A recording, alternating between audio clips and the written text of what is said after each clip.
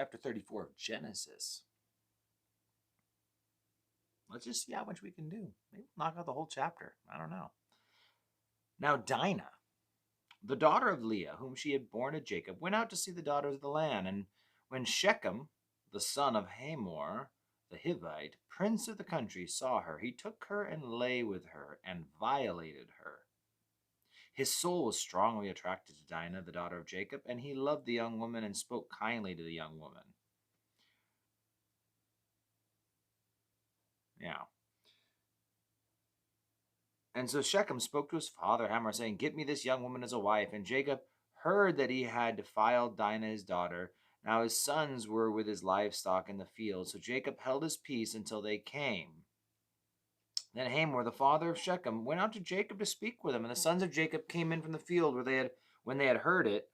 And the men were grieved and very angry because he had done this disgraceful thing in Israel by laying with Jacob's daughter, a thing which ought not to be done. But Hamor spoke with them, saying, "The soul of my son Shechem longs for your daughter. Please give her to him as a wife, and make marriages with us. Give your daughters to us, and take our daughters to yourselves. So you shall dwell with us, and the land shall be before you. Dwell and trade in it, and acquire possessions for yourselves." Then Shechem said to her father and her brothers, "Let me find favor in your eyes, and whatever you say to me I will give. Ask me however much dowry and gift, and I will give according to what you say to me. But give me the young woman as a wife." So, kind of getting the ball rolling, it speaks pretty straightforward. And as what we're going to see throughout all of this, I mean, it is obvious that this man seemed to force himself upon Dinah. This doesn't seem to be a mutual thing. It says he violated her, and I think that's kind of the idea. But then he also wanted her as a wife, and so it's this. I don't think it's necessarily that he was even trying to right the wrong so much as he was just trying to secure having her for the future. And, the dad comes and tries to work out a negotiation with Jacob. There's no mention of the violation, just what will it take to get these two connected. And in verse 12 where he says, however much dowry would you like me to give? You just name the price. And you'll find in verse 31, the brothers are going to say, should they treat our sister like a harlot? And that's kind of the idea, was that they felt like, well, yeah, you sleep with her and now you're going to pay her. I mean, that's basically treating her like a prostitute. And so, verse 13, it says, the sons of Jacob answered Shechem and Hamor his father and spoke deceitfully because they had defiled Dinah their sister. And they said to him, we cannot do this thing to give our sister to one who is uncircumcised, for that would be a reproach to us. But on this condition we will consent to you. If you will become as we are, every male of you is circumcised, then we will give our daughters to you, and you will take our daughters. We'll take your daughters to us. We'll dwell in your land, and we will become one people. But if you will not heed us and be circumcised, then we will take our daughter and be gone.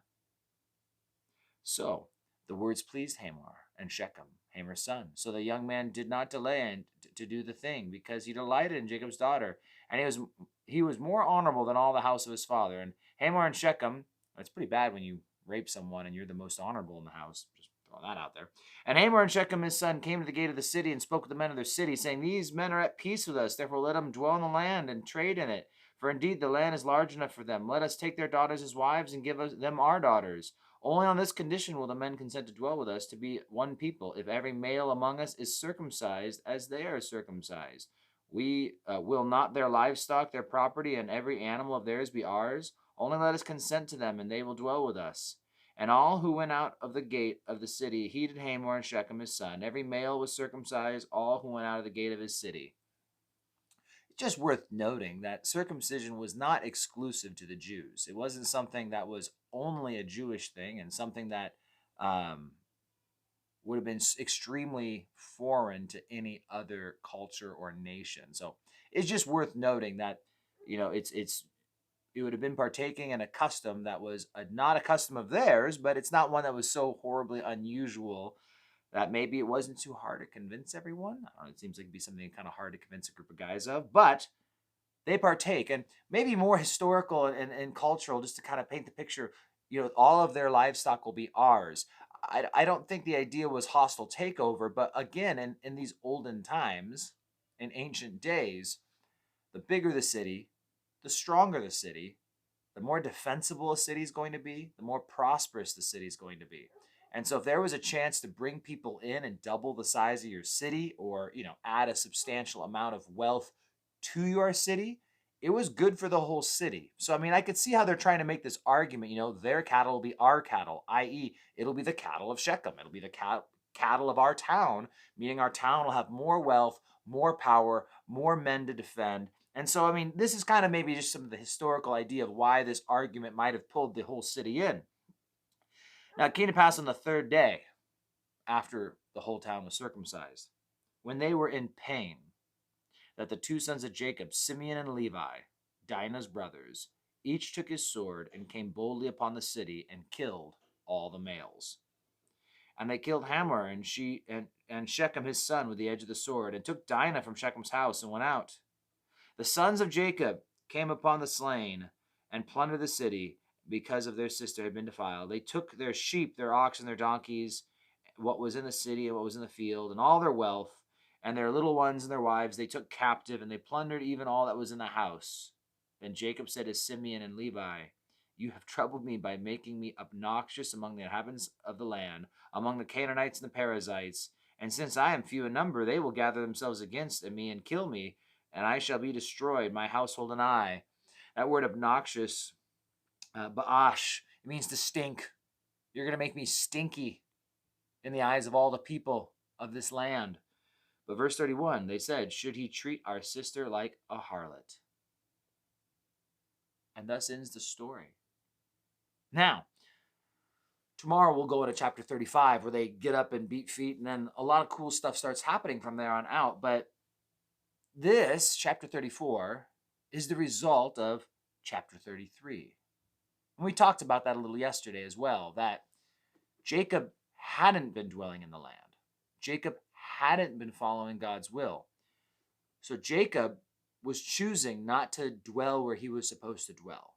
Just like us, we should be going to church. We should be praying before dinner and praying as a family. We should be talking about the Lord and watching a few less movies. This is how believers, heaven-bound, ought to live. But if we don't live that way, and then wonder why our kids go astray, why do they get caught up in all this stuff? Now I'm not trying to blame Dinah, the victim, but again, it's just like, why was she in this position? Well, because she was out hanging out with all these people she shouldn't have hung out with. Well, why were the sons so quick to do these things in rebellion, in retaliation, I mean? Well, again, they're doing what they think is right in their own eyes. The theme of the book of Judges, right? Everyone was doing what was right in their own eyes because they were watching their dad do what was right in his own eyes. And they just followed suit. Now, there's lots of little things we could glean out of this story, but it really is just the aftermath. Now, what's going to happen in chapter 35 is Jacob's going to get his head on straight. He's going to clean house. They're going to get rid of idols. And he's going to start getting called Israel again, as he ought to have been. What is it going to take for your family, or mine, to get their heads on straight? To realize, man, we haven't been living the way we're supposed to be living. And so, yeah. And Rick, just made a comment. Why was Jacob living so close to this city? I mean, it's the whole idea is people were choosing to put themselves in close proximity to what is evil. They were choosing to not be living in and where God had intended them to be. Years go by of this. And again, it's not going to be one quick action that's going to fix everything. But he will take dramatic action. He'll get to the point where finally his attention is, God got his attention, right? And he's going to take some dramatic actions in the next chapter. And maybe that's what we need when we realize, wow, how did I let things slide this far? I might need to take some dramatic actions in order to get my life back on the right path.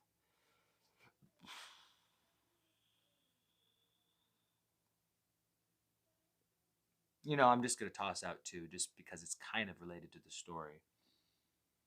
Once again, we do see the issue of Dinah being violated and people trying to make it right, with well, we'll make her my wife and we'll do this and that. And yeah, I just want to just toss out there something that we need to keep going on and on and on today. That anything that is sex outside of marriage is nothing more than violating a young woman. And it's just a reminder of that. That you know, if you don't put a ring on their finger and get married, all you're doing is violating the person. It's not love, and it's not marriage in God's eyes. So that's just a one more food for thought for all of us to keep on remembering that marriage is marriage, and people who don't want to get married, well, that really speaks something. Oh, I love you and I'll live with you, but I would never want to commit to you, because it'd be really nice to be able to just back off whenever we want. So there's the message there about morality. And once again, when our kids watch as we live around and hang out with people who don't follow our moral standards, why should we be surprised when they go off and do the same things? When we watch movies and TV where people live by a certain set of moral standards and nothing gets said, no comments made about, well, I mean, I know we wouldn't do what we're watching them do, but I mean, you guys shouldn't do that. Well, no, like, I mean, if it's wrong, then just say it's wrong. Turn it off. Don't let your kids grow up watching and seeing immorality as if it's normal, and then be shocked when your kids want to participate in the same things. So, chapter 35 tomorrow. Lots to see and learn in that chapter as we continue moving on. So, you guys have a blessed day, and I will see you guys bright and early tomorrow morning.